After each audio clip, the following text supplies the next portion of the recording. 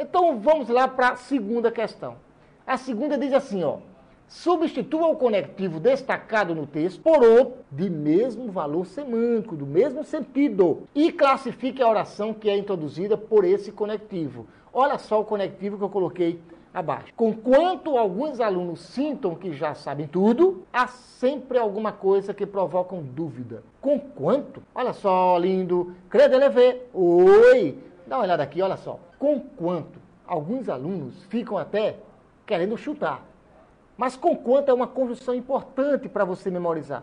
As conjunções, você não deve realmente memorizar as conjunções, mas tem algumas que é importante você registrar. Conquanto, porquanto, mesmo que. Quando eu falo conjunção, é quando tem apenas uma palavra. Quando a gente fala locução conjuntiva, quando são duas palavrinhas que são equivalentes a uma só conjunção. Então, quando eu falo assim, ó, olha só, conquanto alguns alunos sintam que já sabem tudo, há sempre alguma coisa que provoca dúvida. Conquanto é uma conjunção que dá uma ideia de concessão, que dá uma ressalva. Conquanto alguns alunos sintam que já sabem tudo, é como se fosse algo positivo. Aí diz assim, ó, há sempre alguma coisa que provoca dúvida, é algo negativo. Então, observe bem, no texto, você observa assim que conquanto aqui é uma conjunção, e essa conjunção aqui, ela dá uma ideia de concessão, dá uma ideia de ressalva. Conquanto, mesmo que, ainda que, apesar de que, tem que lembrar. E outro, ó, não obstante.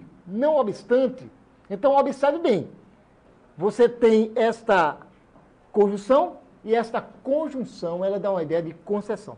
Conquanto a resposta aí, ó, conquanto aí você pode substituir por mesmo que, você pode substituir por apesar de que, você pode substituir também por não obstante.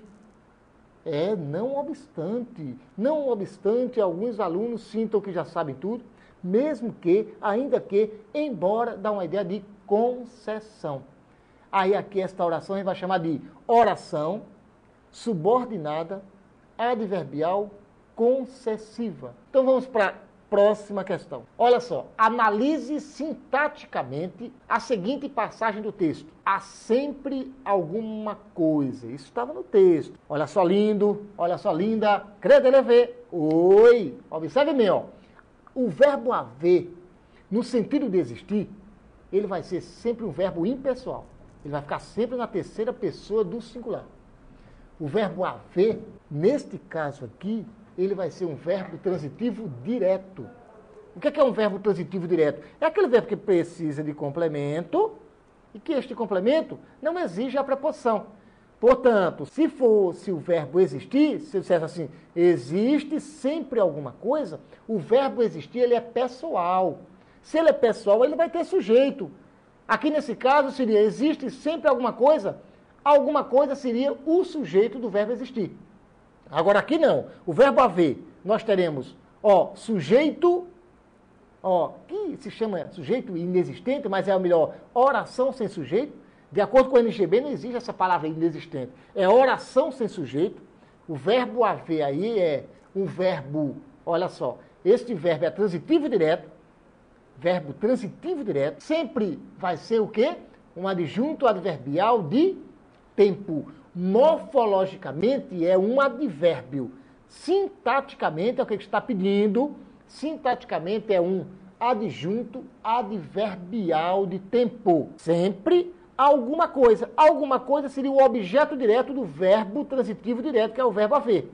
Alguma coisa. Só que nós temos alguma, um adjunto adverbial, e coisa, o núcleo do objeto direto. Portanto, repetindo, a verbo transitivo direto, sempre adjunto adverbial de tempo, alguma adjunto adnominal e coisa, núcleo do objeto direto. Não confundir sintaticamente e morfologicamente. Sintaticamente a gente faz uma relação de uma palavra com a outra, dentro do contexto. Enquanto morfologicamente, morfologia estuda as palavras isoladas do texto, sendo ou não variáveis. O que dá nome às coisas é o substantivo, qualidade do nome é o adjetivo, e assim vai. Tá? Então, presta atenção. E ainda tem semanticamente. Quando a gente fala semanticamente, a gente vai pensar no sentido, no significado da palavra, lembrar aquele denotação e conotação, né? Observando o sentido denotativo é aquele sentido real, o sentido próprio, e o sentido conotativo é o sentido da imaginação, é o sentido figurado, o sentido figurado. Tá ok, lindo?